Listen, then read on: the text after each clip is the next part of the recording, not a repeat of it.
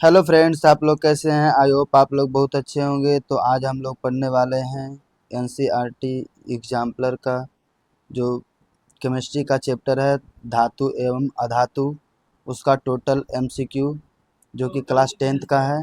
तो चलिए हम लोग पहले क्वेश्चन पे चलते हैं। पहला क्वेश्चन में बोला जा रहा है धातुएं निम्नलिखित में से कौन सा गुणधर्म नहीं दर्शाता है। पहला ऑप्शन में विद्युत चालकता, बी में धा ध्वनिक प्रकृति, सी में विद्युतहीनता और डी में तन्यता। तो कौन सा प्रकृति नहीं दर्शाता है। ऑप्शन सी में विद्युतहीनता नहीं दर्शाता, जबकि विद्युत का जो कि एक चालक होता है। तो हम लोग का ऑप्शन एक का सी जो कि गलत है। तो चलिए दोस्त हम लोग दूसरे क्वेश्चन पे चलते हैं।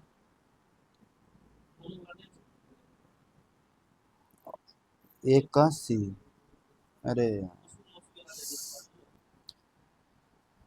हेलो फ्रेंड्स, आप लोग कैसे हैं। आई होप आप लोग बहुत अच्छे होंगे। तो आज हम लोग पढ़ने वाले हैं धातु एवं अधातु के टोटल एमसीक्यू जो कि एनसीईआरटी एग्जाम्पलर का है क्लास 10th का।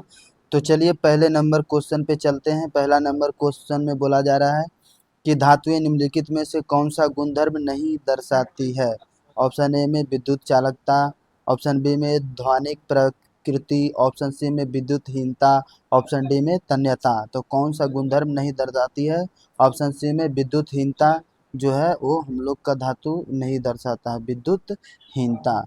जबकि धातु जो विद्युत की चालकता होती है, विद्युतहीनता नहीं होती है। तो ऑप्शन ए का सी जो कि ये नहीं दर्शाता है। तो चलिए दूसरे नंबर क्वेश्चन पे चलते हैं। धातुओं के पतले तार खींचे जाने के गुण को क्या कहते हैं। ऑप्शन ए तन्यता, ऑप्शन बी आघात वर्धनता, ऑप्शन सी ध्वनिकता, ऑप्शन डी चालकता। तो धातुओं के पतले तार के रूप में खींचने के गुण को तन्यता कहते हैं, जबकि चादर बनाने के गुण को आघात वर्धनता कहते हैं। तो अब दो का ऑप्शन हम लोग का ए सही होगा। तो चलिए को दोस्त हम लोग तीसरे नंबर क्वेश्चन पे चलते हैं। खाना पकाने के बर्तन बनाने में एल्युमिनियम काम आता है। एल्युमिनियम के कौन से गुणधर्म इसके लिए उत्तरदायी है। ऑप्शन ए उच्च ऊष्मीय चालकता, ऑप्शन बी में उच्च विद्युत चालकता, ऑप्शन 3 में तन्यता, ऑप्शन 4 में उच्च गलनांक। तो कौन सा गुण रहना चाहिए। हम लोग का एल्युमिनियम का जो उपयोग करते हैं उस कौन कौन सा गुण होता है। एक तो उच्च गलनांक होता है, अधिक से अधिक ताप पे वो गलेगा नहीं। और उच्च ऊष्मीय चालकता, ऊष्मा का अधिक चालक होता है। तो एक और चार जो कि सही है। कौन सा ऑप्शन में दिया गया। ऑप्शन ए में दिया गया कि एक तथा दो सही है, ऑप्शन बी में एक तथा तीन सही है, ऑप्शन सी में दो तथा तीन सही है, ऑप्शन डी में एक तथा चार सही है। तो हम लोग का कौन सा ऑप्शन सही है, एक तथा चार। तो तीन का आंसर डी जो कि हम लोग का सही है। तो चलिए दो चौथे नंबर क्वेश्चन पे चलते हैं हम लोग। चौथा नंबर क्वेश्चन में बोला जा रहा है निम्नलिखित में से कौन सी धातु ठंडे तथा गर्म जल से कोई क्रिया नहीं करती है। ऑप्शन ए में सोडियम, ऑप्शन बी में कैल्शियम, ऑप्शन सी में मैग्नीशियम, ऑप्शन डी में आयरन। तो कौन सा जो है अभिक्रिया नहीं करता ठंडे और गर्म जल दोनों के साथ। तो हम लोग का जो है डी नंबर आयरन जो है न ठंडे से करता है न गर्म से करता है। यह जल वाष्प की उपस्थिति में ये जल जल वाष्प में जो उपस्थित रहता है जल, उसके कारण ये अभिक्रिया कर लेता है, न कि ठंडा और गर्म जल के साथ। तो चार का ऑप्शन डी जो है हम लोग का सही होगा, चार का डी। तो चलिए दोस्त पांचवें नंबर क्वेश्चन पे चलते हैं हम लोग। पांचवा नंबर क्वेश्चन में बोला जा रहा है आयरन तथा भाप की लंबे समय तक अभिक्रिया से आयरन का निम्नलिखित में से कौन सा या कौन से ऑक्साइड प्राप्त होता है। ऑप्शन ए में FeO, ऑप्शन बी में Fe2O3, ऑप्शन सी में Fe3O4 और ऑप्शन डी में Fe2O3 तथा Fe3O4। कौन सा होगा। तो हम लोग का जो है आयरन जो है 3Fe+4H2O मिलकर हम लोग को बनाता है Fe3O4 प्लस 4H2 बनाता है। तो हम लोग का ऑप्शन जो है तीन पाँच का जो सी Fe3O4 जो कि सही है। तो 5 का सी सही होगा हम लोग का, 5 का सी। चलिए दोस्त, छठे नंबर क्वेश्चन पे हम लोग चलते हैं। क्या होता है जब कैल्शियम को जल के साथ अभिक्रित किया जाता है? ऑप्शन ए में यह जल से क्रिया नहीं करता है, यह जल से प्रचंड क्रिया करता है। ऑप्शन ए में यह जल से क्रिया नहीं करता है। ऑप्शन बी में यह जल से प्रचंड क्रिया करता है। ऑप्शन 3 में यह जल से कम प्रचंड क्रिया करता है। ऑप्शन 4 में बने हुए हाइड्रोजन गैस के बुलबुले कैल्शियम की सतह पर चिपकते हैं। ऑप्शन ए में बोला जा रहा है 1 तथा 4 सही है। ऑप्शन बी में 2 तथा 3। ऑप्शन सी में 1 तथा 2। ऑप्शन डी में 3 तथा 4। तो कौन सा सही होगा? तो हम लोग का जो है कैल्शियम जो है जल के साथ प्रचंड नहीं, कम प्रचंड क्रिया करता है। प्रचंड करता तो हम लोग का दांत जो है कैल्शियम का बना रहता है, जो कि बहुत नुकसान करता, जो यह कम प्रचंड से करता है, ना के बराबर।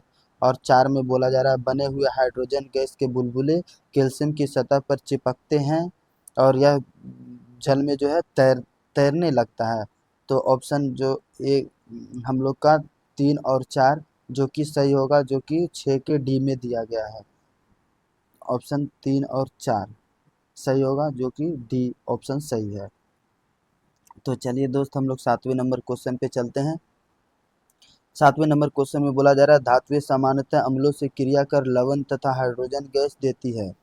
निम्नलिखित में से कौन सा अम्ल धातुओं Mn ब्रैकेट में Mn तथा Mg के अतिरिक्त, यानी मैग्नीज तथा मैग्नीशियम के अतिरिक्त, मतलब से अभिक्रिया कर हाइड्रोजन गैस नहीं देता है? तो ऑप्शन ए में H2SO4, ऑप्शन बी में HCl, ऑप्शन सी में HNO3, ऑप्शन डी में उपरोक्त सभी। HNO3 जो है हम लोग का जो अम्ल है वो यानी किसी भी धातु से अभिक्रिया करके हाइड्रोजन गैस नहीं देता है। एकमात्र दो धातु ऐसा है MnO तथा Mn तथा Mg, जो कि तनु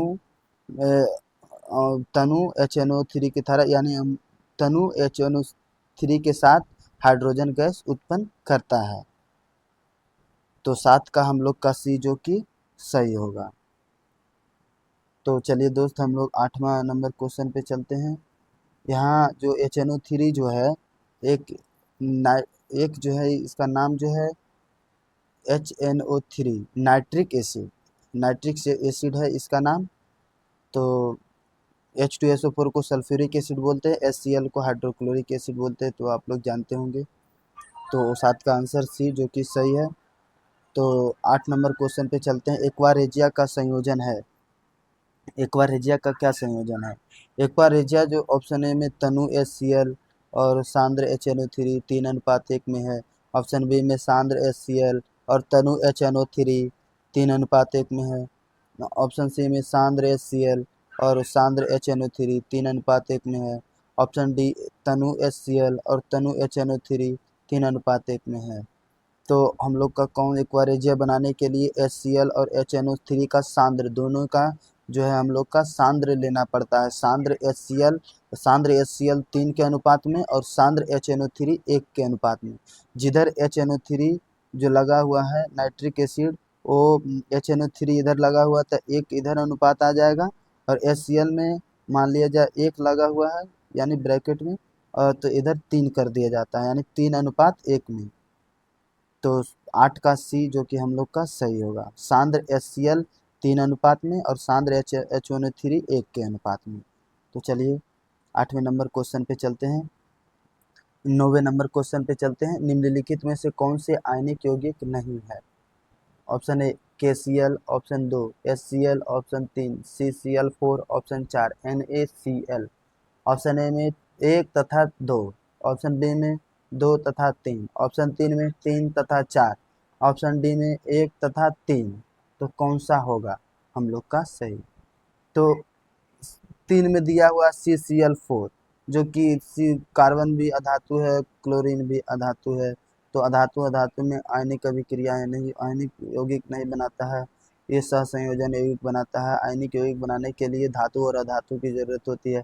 ऑप्शन 2 में H जो कि अधातु है, क्लोरीन भी अधातु है, तो 2 और 3 जो कि हम लोग का एक आयनिक यौगिक नहीं होगा। जबकि के धातु के पोटेशियम ऑप्शन ए में पोटेशियम और क्लोरीन, पोटेशियम धातु है और क्लोरीन अधातु है। उसी तरह ऑप्शन 4 भी धातु और अधातु है। तो इसका कौन सा आंसर जो है आयनिक यौगिक नहीं होगा? 2 और 3। तो ऑप्शन कौन सा सही होगा? इसमें दिया गया है ऑप्शन बी, 2 और 3 सही होगा। ये धातु ये आयनिक यौगिक नहीं बनाएगा। चलिए 10वें नंबर क्वेश्चन पे चलते हैं। निम्नलिखित में से कौन सा गुणधर्म सामान्यतः आयनिक यौगिक के द्वारा प्रदर्शित नहीं किया जाता है? ऑप्शन ए जल में विलेयता, ऑप्शन बी ठोस अवस्था में विद्युत चालकता, ऑप्शन सी उच्च गलनांक एवं क्वथनांक, ऑप्शन डी गलित अवस्था में विद्युत का चालकता। ऑप्शन क्वेश्चन में क्या बोला जा रहा था? निम्नलिखित में से कौन सा गुणधर्म सामान्यतः आयनिक यौगिक के द्वारा प्रदर्शित नहीं किया जाता है? आयनिक यौगिक जो है ठोस अवस्था में विद्युत का चालकता नहीं होता है, यह द्रव अवस्था में होता है। जब द्रव अवस्था में, जो कि एक गलत है। तो 10 का बी होगा इसका आंसर। और ये ऑप्शन ए में जल में विलय होता है, सही बात है। यह इसका आयनिक यौगिक के कारण इलेक्ट्रॉन बॉन्ड बहुत मजबूत हो जाता है, यानी उच्च गलनांक और क्वथनांक हो जाता है। और गलित चौथा में बोला जा रहा है यह गलित अवस्था में विद्युत का चालक होता है, जो कि सही है। तो 10 का बी जो कि एक गलत है। तो चलिए दोस्त हम लोग 11 नंबर क्वेश्चन पे चलते हैं। 11 नंबर में बोला जा रहा है निम्नलिखित में से कौन सी धातुएं प्रकृति में प्राकृतिक अवस्था में पाई जाती है? Option A copper, option B सोना Au, ऑप्शन 3 में जिंक, ऑप्शन 4 में सिल्वर। तो ऑप्शन में बोला जा रहा है 1 तथा 2, ऑप्शन बी में 2 तथा 3, ऑप्शन सी में 2 तथा 4, ऑप्शन डी में 3 तथा 4। तो प्रकृति में प्राकृतिक अवस्था में कौन सा पाया जाता है? सोना और चांदी।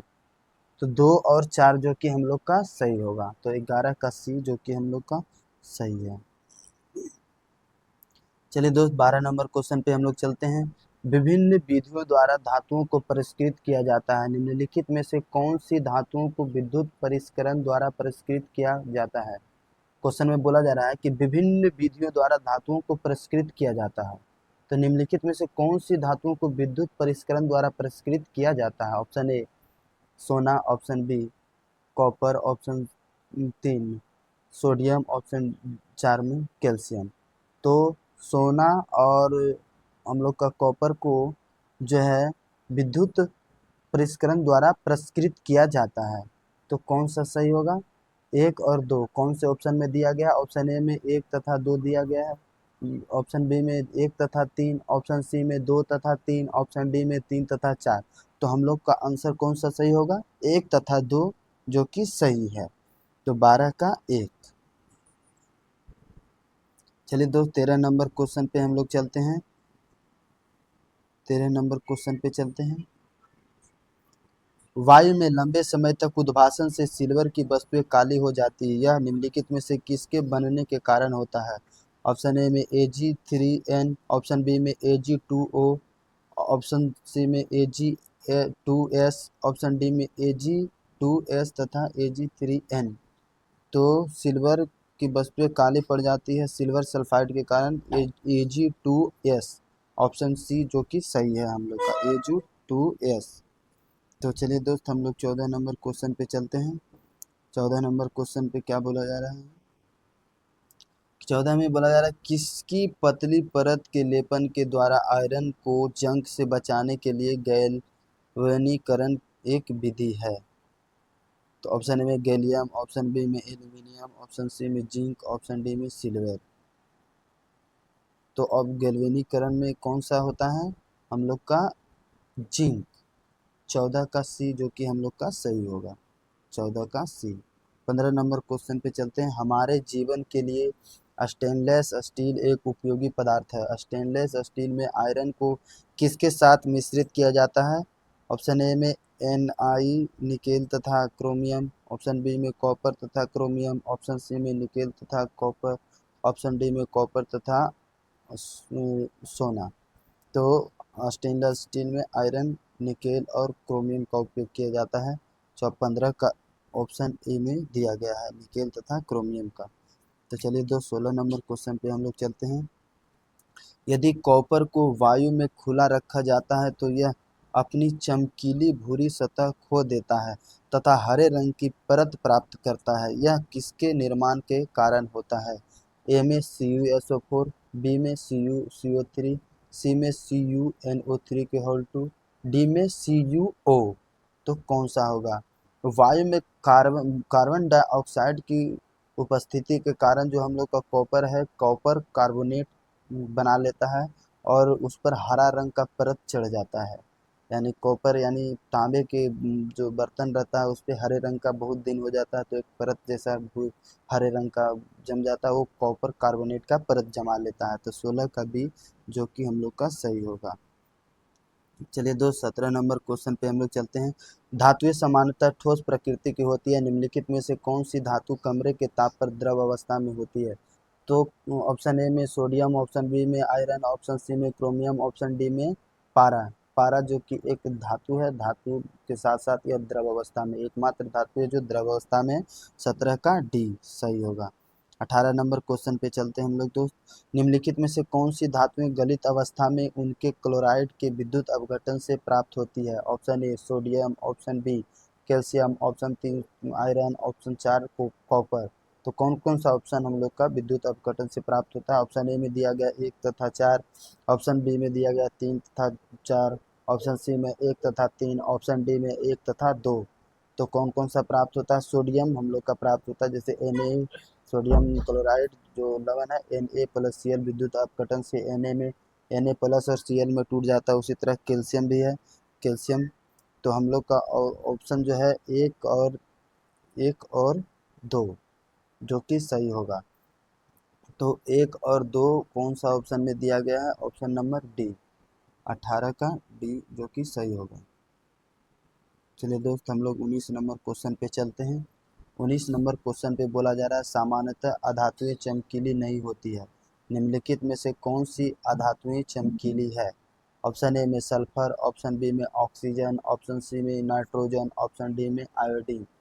आयोडीन एक अधातु है, अधातु के साथ साथ एक चमकीली प्रवृत्ति की होती है। तो 19 का आंसर डी जो कि हम लोग का सही होगा। 20 नंबर क्वेश्चन पे चलते हैं हम लोग दोस्त।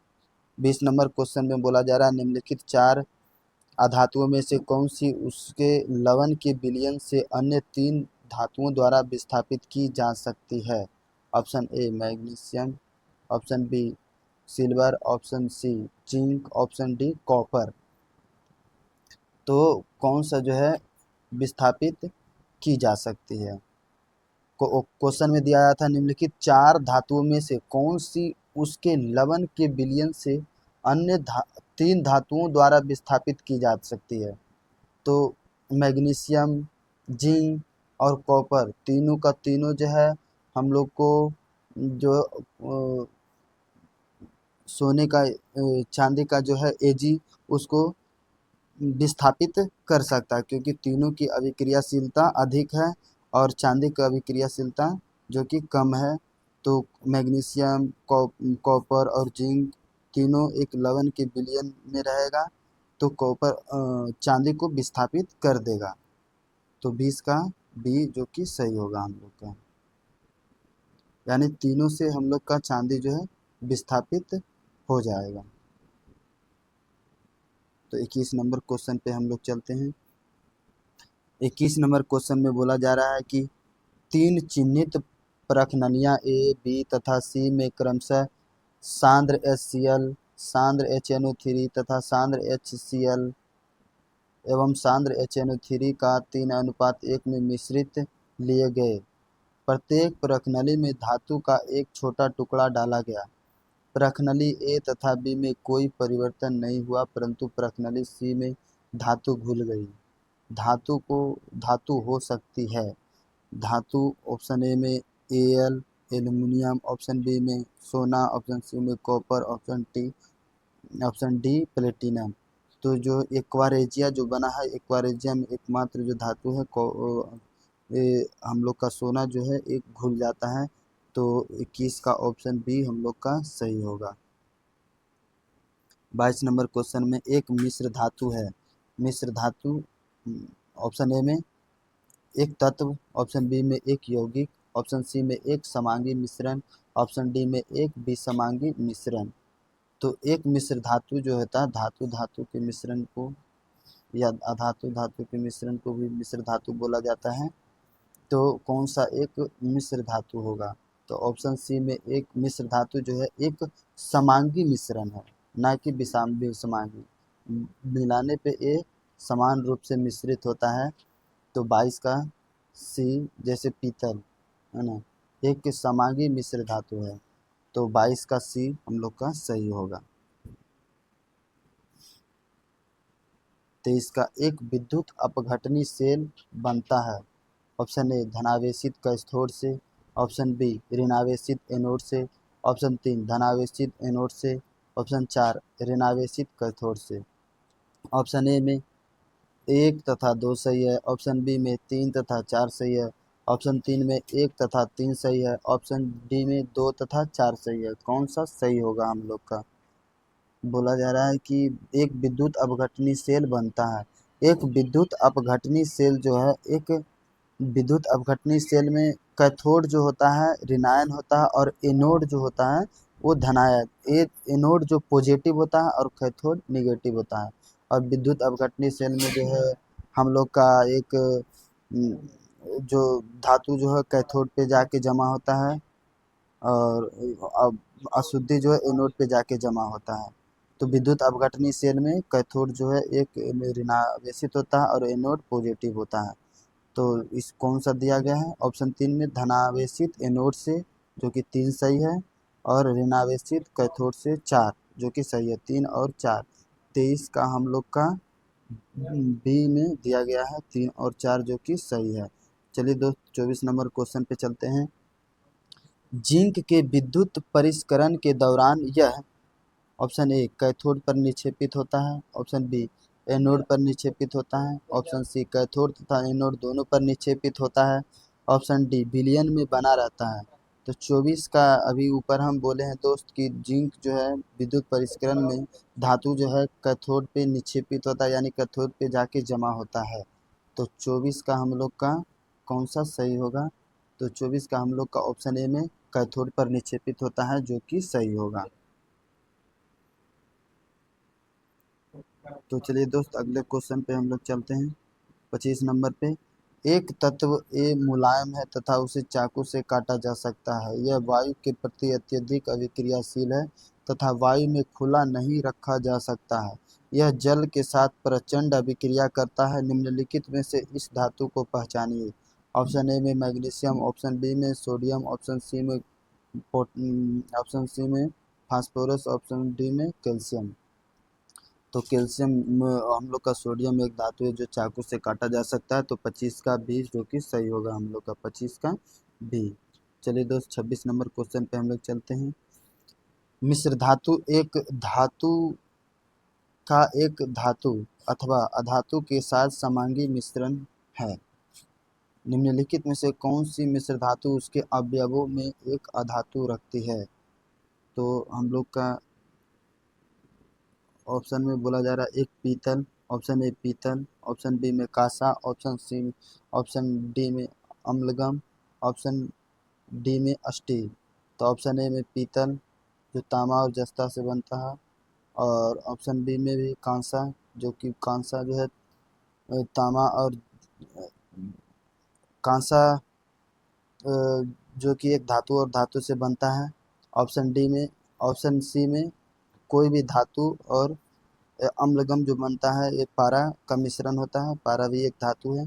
तो ऑप्शन डी में निकेल, आयरन, क्रोमियम के मिश्रण से, जो कि और एक कार्बन, और कार्बन के मिश्रण से स्टील बनता है, जो कि कार्बन एक अधातु है। तो ऑप्शन हम लोग का डी जो कि सही होगा, क्योंकि इसमें ऑप्शन डी स्टील में कार्बन मिश्र मिला होता है, जो कि एक अधातु है। तो 26 का हम लोग का डी जो कि सही है। चलिए दोस्त हम लोग 27 नंबर क्वेश्चन पे चलते हैं। 27 नंबर क्वेश्चन में मैग्नीशियम धातु के लिए निम्नलिखित में से कौन सा कथन गलत है? ऑप्शन ए, यह ऑक्सीजन में चमकीली श्वेत ज्वाला के साथ जलती है, ऑप्शन बी, यह ठंडे जल से अभिक्रिया पर मैग्नीशियम ऑक्साइड बनाता है तथा हाइड्रोजन गैस निकालती है। ऑप्शन सी, यह गर्म जल से अभिक्रिया पर मैग्नीशियम हाइड्रोक्साइड बनाती है तथा हाइड्रोजन गैस निकलती है। ऑप्शन डी, यह भाप से क्रिया करके मैग्नीशियम हाइड्रोक्साइड बनाती है तथा हाइड्रोजन गैस निकलती है। कौन सा हम लोग का जो है एक गलत है? तो ऑप्शन ए में बोला जा रहा है कि ऑक्सीजन से चमकीली श्वेत ज्वाला के साथ जलती है, जो कि सही है। यह ठंडे जल से अभिक्रिया पर मैग्नीशियम हाइड्रोक्साइड बनाती है। और ऑप्शन सी में यह गर्म जल से क्रिया पर मैग्नीशियम हाइड्रोक्साइड बनाती है। तो हम लोग का कौन सा जो एक गलत है? ऑप्शन बी नंबर, यह ठंडे जल से अभिक्रिया पर मैग्नीशियम ऑक्साइड नहीं बनाती है, यह गर्म जल से अभिक्रिया करने पर मैग्नीशियम हाइड्रोक्साइड बनाती है, ठंडे जल के साथ अभिक्रिया नहीं करती है। तो 27 का हम लोग का बी गलत है और ए, सी और डी जो कि सही है। तो चलिए दोस्त, हम लोग 28 नंबर क्वेश्चन पे चलते हैं। 28 नंबर क्वेश्चन में निम्नलिखित में से कौन सी मिश्र धातु में मरकरी उसके एक अवयव के रूप में होता है? Option A, stainless steel. Option B, एल्यूमिनो एल्यूमिको। Option C, solder. Option D, zinc amalgam. मिश्र धातु में जो है उसके अवयव निम्नलिखित में से कौन सी, क्वेश्चन में बोला जा रहा है निम्नलिखित में से कौन सी मिश्र धातु में मरकरी यानी पारा, पारा जो है एक किसी भी धातु के साथ मिश्रित होने पर वह अम्लगम का निर्माण करता है, यानी ऑप्शन डी जो है जिंक अम्लगम, यानी जिंक के साथ पारा का मिश्रण एक अम्लगम है। तो 28 का डी जो कि सही है। 29 नंबर क्वेश्चन पे एक्स तथा वाई के मध्य अभिक्रिया पर यौगिक जेड बनता है। एक्स इलेक्ट्रॉन खोता है जबकि वाई इलेक्ट्रॉन ग्रहण करता है। निम्नलिखित में से कौन सा गुण जेड नहीं दर्शाता है? ऑप्शन ए, उच्च गलनांक। ऑप्शन बी, निम्न गलनांक। ऑप्शन सी, गलित अवस्था में विद्युत का चालन। ऑप्शन डी, ठोस अवस्था में पाया जाता है। तो हम लोग का कौन सा जो है होगा? तो एक्स और वाई जो है एक्स इलेक्ट्रॉन खोता है और वाई इलेक्ट्रॉन ग्रहण करता है, यानी इसमें होता है विद्युत अपघटन की क्रिया होती है। ये आयनिक यौगिक है। तो हम लोग का आयनिक यौगिक का गलनांक जो है और क्वथनांक जो है उच्च होता है हम लोग का, और यह विद्युत का चालन करता है, गलित अवस्था में विद्युत का चालन करता है। तो कौन सा हम लोग का जेड नहीं दर्शाता है? तो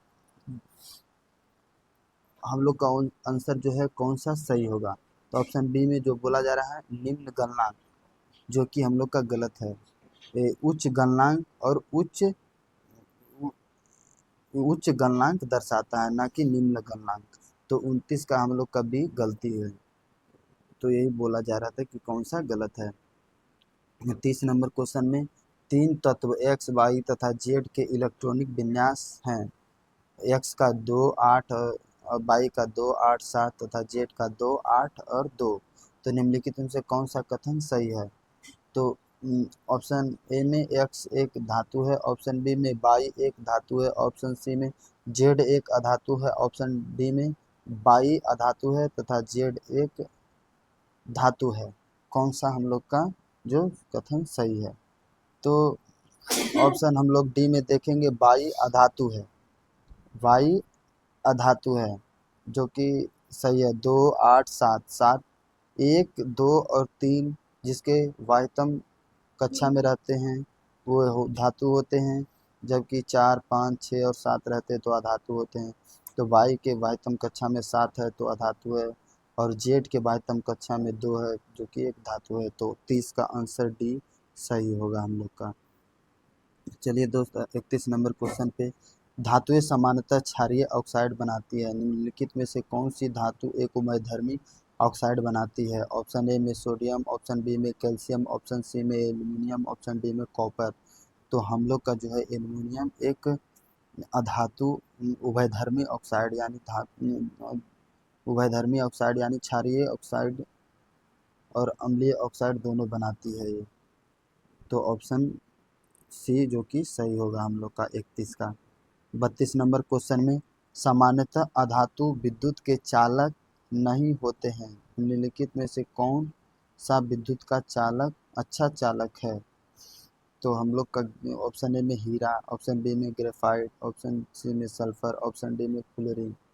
32 का ऑप्शन बी ग्रेफाइट जो कि विद्युत का चालन करता है। ऑप्शन बी 32 का हम लोग का सही होगा। चलिए दोस्त हम लोग 33 नंबर क्वेश्चन पे चलते हैं। विद्युत तारों पर विद्युत रोधी पदार्थ की एक परत होती है, सामान्यतः उपयोग में लिए जाने वाला यह पदार्थ है। Option A sulphur, option B graphite, option B C PVC, option D सभी को प्रयोग में लिया जा सकता है। ऑप्शन सी में पीवीसी का एक परत रहता है। कोई भी विद्युत तार में पीवीसी का एक कवर रहता है, जिससे शॉर्ट सर्किट से वो बच पाता है। तो 23 का हम लोग का सी जो कि सही है। 24 का 34 का 33 का सी सही होगा। 34 का क्वेश्चन में बोला जा रहा है निम्नलिखित में से कौन सी अधातु एक द्रव है। Option A carbon, option B bromine, option C phosphorus, option D sulphur. तो ऑप्शन बी जो है ब्रोमीन एक अधातु है जो कि द्रव अवस्था में है। तो 34 का बी जो कि सही होगा हम लोग का। 35 में निम्नलिखित में से कौन सी रासायनिक अभिक्रिया संपन्न होगी। निम्नलिखित में से कौन सी रासायनिक अभिक्रिया संपन्न होगी। ऑप्शन ए में MgSO4 plus Fe, option B में ZnSO4 plus Fe, option C में MgSO4 plus Pb, option D में CuSO4 प्लस Fe। तो कौन सा हम लोग का रासायनिक अभिक्रिया संपन्न होगा। तो Fe जो है Fe जो है मैग्नीशियम से कम अभिक्रियाशील है। तो मैग्नीशियम सल्फेट से मैग्नीशियम को विस्थापित नहीं कर सकता है। उसी तरह से बी में भी है। और जेडन जो है Fe से अधिक अभिक्रियाशील है। ZnSO4 यानी जिंक सल्फेट में जिंक जो है अधिक अभिक्रियाशील है, आयरन से तो विस्थापित नहीं होगा। और 3 में भी दिया गया MgSO4 मैग्नीशियम सल्फेट जो लेड से अधिक अभिक्रियाशील है। तो लेड जो है मैग्नीशियम को विस्थापित नहीं कर पाएगा। और डी में कॉपर सल्फेट और आयरन से अभिक्रिया हो रहा है। तो आयरन जो है अधिक अभिक्रियाशील है कॉपर से, तो कॉपर को विस्थापित कर देगा। तो 35 का हम लोग का डी सही होगा। तो चलिए दोस्त 36 नंबर क्वेश्चन पे एक फिगर के माध्यम से क्वेश्चन पूछा गया है।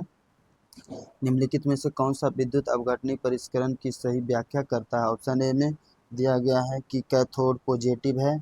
देख सकते हैं यहाँ कैथोड जो है यहाँ यहाँ पे कैथ यहाँ पे कैथोड जो है ये साइड में पॉजिटिव है और एनोड निगेटिव है। और ये अशुद्धियाँ जो है जमा हो रहा है एनोड के पास और अम्लीय CuSO4 विलयन है। तो कैथोड जो हम लोग का नेगेटिव होता है और एनोड पॉजिटिव होता है। तो पहला फिगर तो ऐसे ही गलती हो गया हम लोग का। तो दूसरा फिगर में बोला जा रहा है, देखते हैं दूसरा फिगर में कि हम लोग को एनोड पॉजिटिव है जो कि सही है और कैथोड निगेटिव है, ये भी सही है। और जबकि अशुद्धियाँ कैथोड के पास जमा हो रहा है जो कि गलत है। अशुद्धियाँ जो एनोड के पास जमा होती है और धातुएं निक्षेपित होती है कैथोड के पास। तो बी भी हम लोग का गलत हो जाएगा। तो सी में चलते हैं हम लोग दोस्त। सी नंबर क्वेश्चन में बोला जा रहा है, सी नंबर ऑप्शन में कि कैथोड कैथोड निगेटिव है और एनोड पॉजिटिव है। अशुद्धियाँ जो है हम लोग का जमा हो रहा है एनोड के पास जो कि ये भी सही है।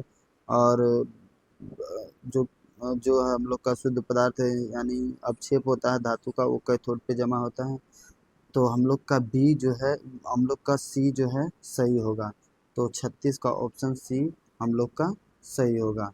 और डी में क्या बोला गया कि एनोड निगेटिव है जो कि गलत है, एनोड पॉजिटिव होता है। तो इस हिसाब से हम लोग का 36 का सी सही होगा। तो ठीक है दोस्त, अगर वीडियो अच्छा लगा हो तो लाइक शेयर, और वीडियो का कंटेंट अच्छा लगा हो तो लाइक शेयर और सब्सक्राइब करें। ठीक है, इसी तरह से अगले चैप्टर हम लोग कल पढ़ेंगे। तब तक के लिए धन्यवाद।